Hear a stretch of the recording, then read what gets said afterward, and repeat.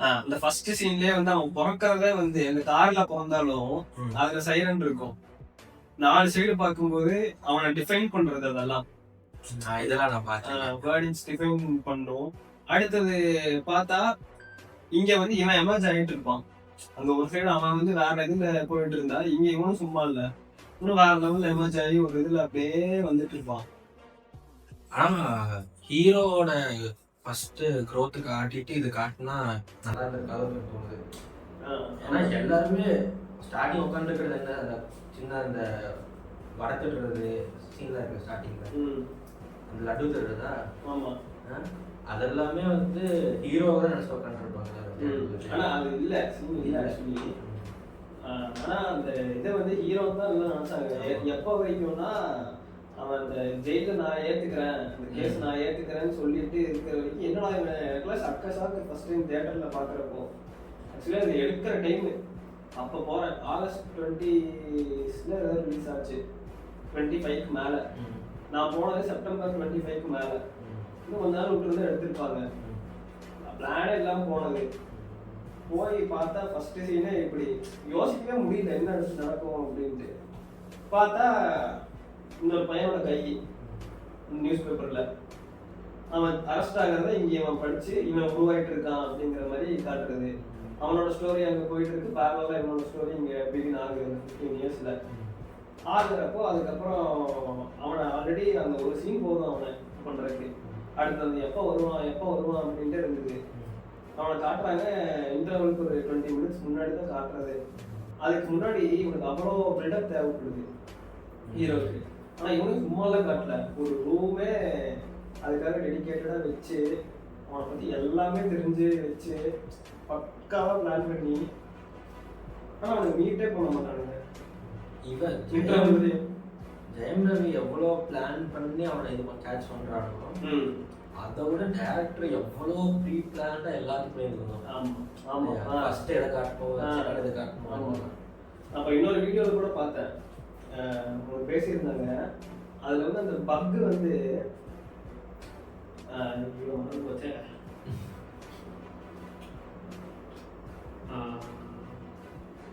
பார்த்தீங்களா எவ்வளோ யோசிக்க எவ்வளோ யோசிக்க வேண்டியிருக்கு பார்த்தீங்களா? அதான் பதில். அந்த பக் வந்து இருக்குங்கிறது நமக்கு காமிச்சிடுறாங்க, ஆடியன்ஸுக்கு காமிச்சிடுறாங்க. அதை வந்து அவன் எப்படி ஃபைண்ட் அவுட் பண்றாங்கிறத வந்து இன்ட்ரெஸ்டிங்கா கொண்டு போயிருக்காங்க. இப்போ வந்து அவன் ஃபைண்ட் அவுட் பண்ற ஃபர்ஸ்ட் காட்டியே தான் ஒண்ணுமே இருந்தா. இப்போ வந்து நமக்கும் வந்து தெரியாம பாக்கணும்னு வச்சுக்காங்க. என்ன அவனோட எல்லா ஆக்ஷனையும் அவன் முன்னாடியே தெரிஞ்சுக்கிறான், எப்படின்னு தெரியாம ஓ இப்படி பக் வச்சிருக்கான் அப்படின்னு காட்டுறதை விட நமக்கு தெரிஞ்சிருச்சு இவன் எப்படி அதை ஃபைண்ட் அவுட் பண்ண போறான்னு காமிக்கிறது வந்து இன்னும் இன்ட்ரெஸ்டிங்கா இருந்துச்சுன்னு சொல்றது அது கரெக்ட். அப்படி இருந்துச்சு. ஷில்பா கேரக்டர் அது லாஸ்ட்ல அது வேற மாதிரி ஒரு இது. அதுக்கு முன்னாடி இந்த ப்ரொபோஸ் சீனு எப்படி இப்பவுமே பார்த்து அது ஆச்சரியம் பண்ற மாதிரி இருக்கு. அப்புறம் அந்த அவன் கையால அந்த பிஸ்டல் வாங்குறது, அவன் தான் அவனோட எதிரியே, அவன்கிட்டே போய் அவன் வாங்குறது. ஒரு இடத்துல கூட அவங்க 2 பேரும் அடிச்சுக்கவே இல்லை. இல்ல அது என்ன மாதிரி காட்டினாங்கன்னா, இப்ப வேற ஏதாவது படம்னா கூட இவங்க நான் வாங்கணுமா, இவனை தான் நான் கொல்லணும்னு நினைச்சிட்டு இருந்தேன். ஆனா இவன் வந்து இவனதான் கொல்லணுமே, அவன்கிட்ட நான் வாங்கி அவன் சொல்றேன், இவனதான் அட்மைர் பண்றான். அவனோட ஐடியாவே அவன் எடுத்துக்கிறான். எனக்கும் வாழ்க்கையில ஒரு ஐடியா இருக்கு, நான் அவனையவே அவன் ரோல் மாடல் எடுத்துக்கிறான். அப்ப ஒருத்தருக்கு ஒருத்தர் அட்மைர் பண்ணிக்கிறாங்க. ஆனா ஃபர்ஸ்ட் அட்மைர் பண்றது இவன் தான், ரவி தான். மித்ரன் தான் சித்தார்த்த 15 வயசு தான் அட்மைர் பண்ண ஆரம்பிச்சான். அட்மைர் பண்ணங்காட்டிதான் உருவாகவே ஆரம்பிக்கிறான் பண்றான். அப்புறம் அவங்கிட்டே சொல்லுவானு எனக்கும் ஒரு ஐடியா இருக்கு, அதையவே நான் வாழ்க்கைக்கு ஜெயிப்பேன் அப்படின்னு அவங்கிட்டே சொல்றது. ஆனா அப்போ இவனோட ஆளை கூட அவன் மதிக்கல, யாருனே தெரியாது அவனுக்கு, ஆபீசர் அவ்வளவுதான். ஆனா ஒரு 10 நிமிஷம் கழிச்சு சீன்ல பார்த்தா இவன் தான் மெயின். அவனுக்கு பார்த்தா என்னடா அவன் யாருமே தெரியாம இருந்து இப்படி வந்து எந்த இடத்துல வந்து சித்தார்த் வந்து அட்ரஸ் பண்றான். இப்ப நமக்கு நடக்கிற இந்த அவனுடைய டவுன் ஃபால் ஆகும்ல, ஸ்டார்ட் ஆகும்ல, அது எதாவது சீன்ல ஜெயம் ரவி தான் பண்றான் அப்படிங்கிறது சித்தார்த்துக்கு தெரியும். இப்போ எங்கேயும் ஏறி போயிட்டு அந்த ஹார்ட் டிரான்ஸ்பிளான்ட்டா ஏதோ பண்ணுவாங்க, ஆர்கன் டிரான்ஸ்பிளான்ட், அது எங்கேயும் பார்ப்பான்ல அவன். ஆமா, ஜெயம் ரவி அது 15 மினிட்ஸ் இன்டர்வலுக்கு முன்னாடியே வந்துடும். அப்படி டவுன் ஃபால் கிடையாது, அது நோட்டம். அப்பதான் அவன் வந்து இந்த மாதிரிலாம் பண்றானே தெரிய வருது. அந்த 3 பேர் இல்லாம அவன் 3 பேர் மேனேஜ் பண்றதே இவங்க தான் அப்படின்ட்டு அப்பதான் அவனுக்கு தெரிய வருது. டவுன் ஃபால் எல்லாம் வந்து அவன் அந்த ஏஞ்சலா போட்டு தள்ளுறது, நம்ம பங்கு வச்சு ஏஞ்சலா போட்டு தள்ளுறது கூடயுமே வந்து டவுன் ஃபால் கிடையாது, அது அச்சீவ் பண்ணிடுவான் அவன். ஆமா, அவன் எப்ப அந்த SD கார்டு வந்து ஜெயம் ரவி கையில கிடைக்கும், அதுல இருந்து டவுன் ஃபால் அப்ப ஆரம்பிக்கும். டவுன்ஃபால் ஓகேனா, டவுன்ஃபால் வந்து எனக்கு இவனால தான் ஆகுது, ஹீரோவால தான் எனக்கு ஆகுதுன்ட்டு ஜெயம் ரவியை எப்போ அட்ரஸ் பண்ணுவான்னு கேட்குறேன். ஏஞ்சலினா சுட்டு தள்ளுவான்ல அந்த டைம்ல. ஆமா, ஏஞ்சலினா சுட்டு தள்ளும் போது இவன் ஹாஸ்பிட்டல்ல இருப்பான், ஹாஸ்பிட்டல் வந்து பக் வச்சு தெரிஞ்சுக்குவான். டவுன்ஃபால் வந்து எனக்கு தெரியல, பட் வந்து அந்த பக் வைக்கிறதுமே வந்து இவன் தான் அப்படிங்கிறது எப்படி வந்து தெரியும்ன்ற சித்தார்த்துக்கு. அதான் ஏஞ்சலான்ட்டு ஒரு வெளிநாட்டு பொம்பளை வருவான்ல, இந்த மெடிக்கல் அவளை காப்பாத்துன்னு சொல்லிட்டு ஒருத்தர் வருவான். அப்போதே அவன் நோட் பண்ணியிருப்பான் சித்தார்த்து இவனை யாரு காப்பாத்துறா அப்படின்னு சொல்லிட்டு மித்ரன் ஐடிஎஸ் அப்படின்னு சொல்லிட்டு இவனோட வீட்டுக்கெல்லாம் போய் சுத்தி பார்த்துட்டு அதுக்கப்புறம் என்ன இறக்கிறதுக்குன்னே புறப்பட்டான்னு சொல்லி அவன் திருப்பி அட்மையர் பண்ண ஆரம்பிப்பான் அவனை பார்த்து. அதுக்கப்புறம் தான் பக் வைப்பான். எப்படின்னா டவுன்ஃபால் ஓகே தான், இவன் அந்த இதெல்லாம் வாங்குவான்ல கையில வந்து அந்த பிஸ்டல் வாங்கிட்டு போய் அவன் ரூம்ல வைப்பான். வச்சுட்டு தான் அவன் வந்து அப்பாயிண்ட் ஆயிடுவான், அவனுக்குன்னு ஒரு டீம் வரும். ஸோ இவன் வந்து அவன்கிட்ட என்ன சொல்லியிருப்பான், எனக்கு ஐடியா இருக்கு, நான் அதை நோக்கி ஒர்க் பண்ணிட்டு இருக்கேன், ஒர்க் பண்ண போறேன்னு சொல்லுவான். அந்த ஒர்க்கே இவன் தான், அவனுக்கு ஒரு ஐடியாவும் இருக்காது இதுல, கரெக்டா? அப்போ வந்து அந்த இன்டர்வல் சீன்ல இவனை விக்கின்ற கேரக்டரை வச்சு இவனை முடிக்க சொல்லுவான். முடிக்கும் போது அவன் சொல்லுவான், மித்ரன் ஒரே தனி ஒருத்தனா, இவனே செஞ்சானா, எல்லாத்தையும் இவனே செஞ்சானா அப்படின்னு கேட்கும் போது கூட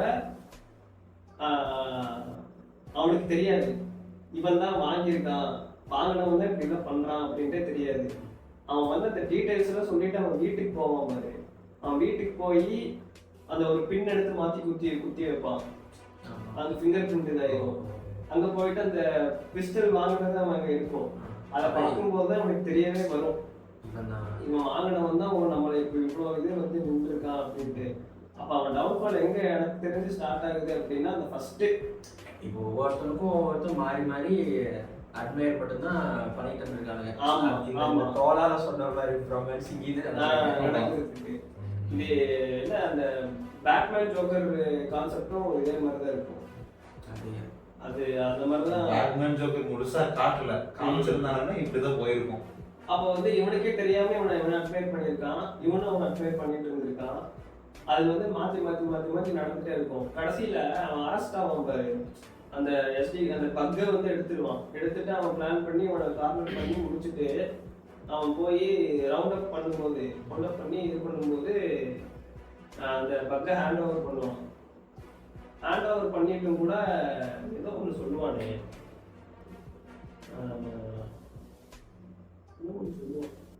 கடைசி சொல்றீங்க எல்லா பெருங்குள்ளைக்கும் ஒரு சின்ன முற்றுப்புள்ளி இருக்கு, முற்றுப்புள்ளி இருக்குன்னு சொல்லுவான். அப்போ இவனை வந்து CM வந்து பெருசா காட்டி பேசுவான். ஒரு சைடன் வச்ச வண்டியில அவன் வாழ்க்கை தொடங்க, இப்ப இன்னொரு சைடன் வச்ச வண்டி காத்துட்டு இருக்குன்னு. அப்ப அவன் ஒரு இது சின்ன சின்ன டைலாக்ஸ் தான், ஆனா பெருசா தூக்கி விடும். அதெல்லாம் ஒரு மாதிரி ஆர்கானிக்கா நடக்கும், ஆர்டிபிஷியலா எடுத்து சொல்ற மாதிரியே இருக்காது. அப்புறம் அதில் இந்த கேஸ் நடக்கும்போது எனக்கே ஃபீல் ஆச்சு, நான் இப்போ வந்து அவ்வளோ பெரிய புத்திசாலி சித்தார்த்த ஃபார்முலாலாம் அவனா கிரவுண்ட் ஒர்க் பண்ணி கண்டுபிடிச்சி இந்த மாதிரி நான் தான் பண்ணியிருக்கேன் அப்படின்ட்டு அவன் வந்து அவனுக்கான இது எனக்கு வேணும், ரெக்கக்னிஷன் வேணும்ட்டு அவன் பண்ணுறது தப்பு இல்லை. அதை வந்து அந்த பொண்ணு வந்து என்ன பண்ணுவா, இது தப்பு, நீங்கள் வந்து இந்த மாதிரி பண்ணுறது தப்பு, இது வந்து எல்லாத்தையும் அது ஒரு அந்த லேப்ல வேலை செய்யற ஒரு பொண்ணை கொண்டுருவாங்க. ஆமா, அவன் வெளியே வந்து எல்லாருக்கும் சொல்றேன் அப்படின்னு சொன்னதுக்கு அது என்ன தப்பு இருக்கு? இவன் கண்டுபிடிச்சது, இவன் அதை காசா இருக்கணும்னு பாக்குறது வந்து ஓகே தான். ஆனா அவன் என்ன சொல்லுவா, அது நாட்டுக்கு நல்லது, கேன்சர் வந்து அந்த மருந்து வெளியே வந்தா அந்த மருந்து வெளியே வந்து Okay. இவன் விற்காம நம்ம நாட்டுக்கு யூஸ் ஆச்சுன்னா நம்ம நாட்டுக்கு யூஸ் ஆச்சுன்னா ஃப்ரீயா கொடுத்தானா இது ஆனா அவனுக்கு அதை பிசினஸ் பண்ணணும் அப்படின்ட்டு அவனுக்கு ஒரு இது. ஏன்னா இந்த சீன் பார்க்கும்போது எனக்கு அதான் தோணுச்சு. ஆஹ் அவன் கண்டுபிடிக்கிறது அவனோட இஷ்டம் தான். அவன் இஷ்டம் தானே, இதே அவன் தப்பு வந்து ரூயின் பண்ணிட்டான் எல்லாத்தையும். பண்ணி முடிச்சுட்டா அதை வந்து கோர்ட்ல இவன் எப்படி போட்டு காட்டுவான்னா, அவன் வந்து இவனோட பாயிண்ட் ஆஃப் வியூ இருந்து சொல்லுவான். சித்தார்த் வந்து அது என்னோட கண்டுபிடிப்பு, நான் அதை வந்து ஃப்ரீயா கொடுக்க மாட்டேன், நான் வெளிநாட்டுக்கு வந்து காசா இருக்குவேன்னு அவன் சொல்றான்னு இவன் சொல்லுவான். ஆனா உண்மையிலேயே அவங்க தான் கண்டுபிடிச்சது. அவன் தான் கண்டுபிடிச்சது. அவன் தான் இவன் எடிட்ல எப்படி மாத்திடுவான்னா, என்னோட சித்தார்த் கண்டுபிடிப்பு. அபிமன்யு சொன்னதை வந்து இவளா சொன்ன மாதிரி மாத்திடுவான். என்னோட கண்டுபிடிப்பு, நான் கண்டுபிடிச்சது, அதை வந்து அவன் வித்து காசா இருக்க பாக்குறான் அப்படின்ட்டு அவன் மாத்தி விட்டுருவான். அந்த சீன் ஓடும் போதே இவன் மூஞ்சி இங்க காட்டுவாங்க, சித்தார்த் அபிமன்யு மூஞ்சிய.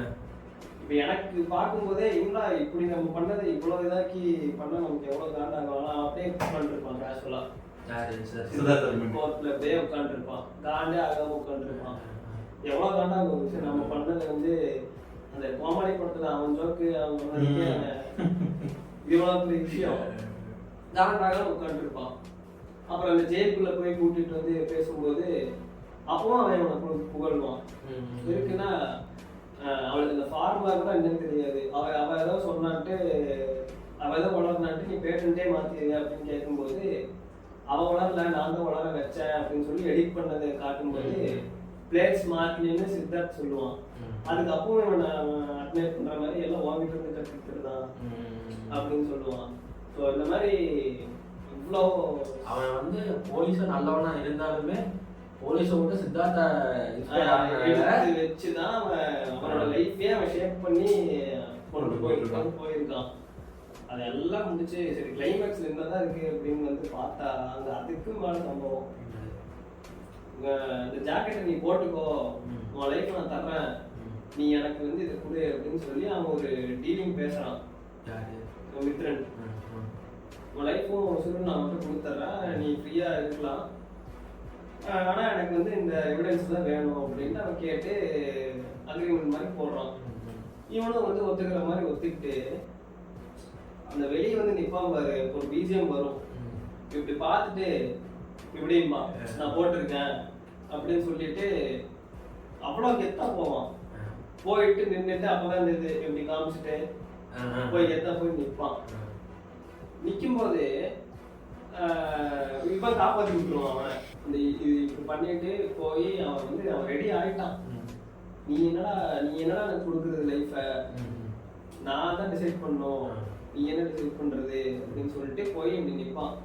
அப்போ தோழா படத்தை விட சொன்ன மாதிரி இதுலதான் இது ஜாஸ்தி. ஆமா, காப்பாத்தி விட்டுருவான் அவனை, சாகக்கூடாதுன்னு சொல்லிட்டு நல்லா இழுத்து விட்டுருவான். அதுக்கு என்ன காரணம்?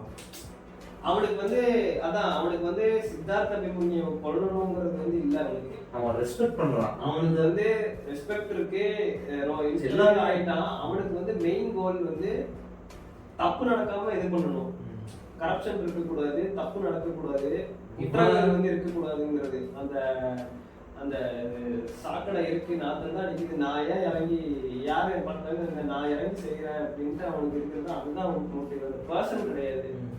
அந்த பர்சனை வந்து விட்டுட்டு அதுக்கு மேல அவனுக்கும் மேல ஒருத்தர் இருக்கிறவனை பிடிக்கிறது தான் அவனுக்கு மோட்டிவே. ஸோ இவன் எதுக்கு நம்ம சாகடிக்கணும் அப்படின்றது தான் அந்த ஃப்ரெண்ட்ஸ் கிட்டே அவன் பேசி அவனையும் ஒத்துக்க வைப்பான். ஸோ அவன் செத்தாலும் அவனுக்கு ஒன்றும் இல்லை, இருந்தாலும் ஒன்றும் இல்லை. அவனுக்கு தேவை அந்த எவிடன்ஸ்.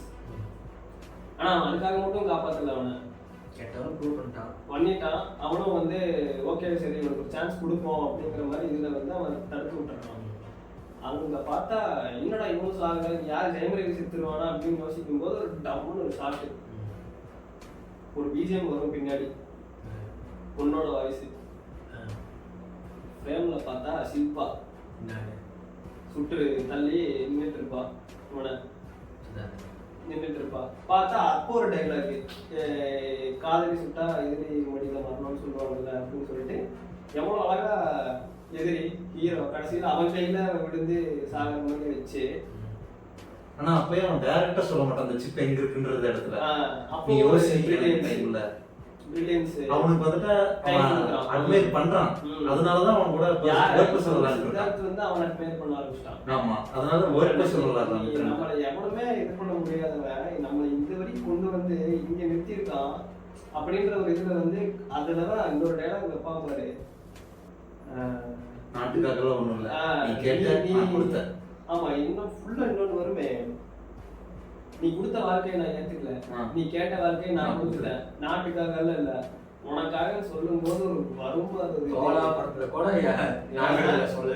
இந்த மாதிரிலாம் அவ்வளோ பண்ணுவோம் ரெண்டு பேர்த்துக்கும். வன்மத்தை தாண்டியுமே அவனுக்கு இவனை ஜெயிக்கணும், நீயா நானா, ஒரு இடத்துல ஒரு பஞ்ச் இல்ல, ஒரு ஃபைட்டு எதுவுமே கிடையாது, ஃபுல் அண்ட் ஃபுல் கான்வர்சேஷன் தான். அதுல வந்து ஒரு இடத்துல இவன் இப்ப நல்லவனா இவன் நல்லவனான்ற மாதிரி அந்த டைலாக், ஒரு டைலாக் தான், நீ கேட்ட உனக்காக அப்படின்னு சொல்லி செத்துட்டான். இருந்தாலும் அந்த இடத்துல அவன் தான் கெத்து. இந்த மாதிரி ஒரு படத்தை முடிக்கும் போது எந்திரிச்சு வரும்போது அப்படி இருந்துச்சு. ஜெயம் ரவி அண்ணா தான் மோகன் ரவி அப்ப இருந்து வெயிட் பண்ணிட்டு இருக்காரு, ரிலீஸ் ஆகாதா. மோகன் ரவி ராஜ்மோகனா, மோகன் ராஜா அந்த மாதிரி ஒரு படம் ரிலீஸ் தான் ஆக மாட்டேங்குது, ஏதோ ஆகுது. எனக்கு என்ன பிரச்சனைனா, இந்த மாதிரி இந்த என்ன சொல்றது, இந்த மாதிரி டிடெக்டிவான இது இந்த மாதிரிலாம் இருக்குல்ல, த்ரில்லர்லாம் இருக்கும்போது டீட்டெயில்ஸை நான் மறந்துடுவேன். இன்னொரு டீட்டெயில் எஸ்டி கார்டு மாதிரி எனக்கு அந்த கேரக்டர் ஞாபகம் இருக்கு, ஜானா இருக்கு, ஷில்பா ஞாபகம் இருக்கு, நயன்தாரா வருது, எல்லாமே ஞாபகம் இருக்கு. 5 பேர் இருப்பானுங்க, அந்த இந்த பொங்கல் எல்லாமே ஞாபகம் இருக்கு. ஆனால் இவ்வளோ டீட்டெயிலாக ஞாபகம் இருக்கு. திரும்பி பேசும்போது வேணா அது ஓகே அப்படின்னு. அப்புறம் அந்த இந்த வீடியோ அது கிட்டத்தட்ட ஒரு 50 வாட்டி வாட்டிக்கு மேலே பார்த்துருப்பேன். அதனால இருக்கு. டோரிமான ரிமாண்ட் பண்ணி ஜெயிலு உள்ள வச்சிட்டாங்கோ, என்ன கதைன்னு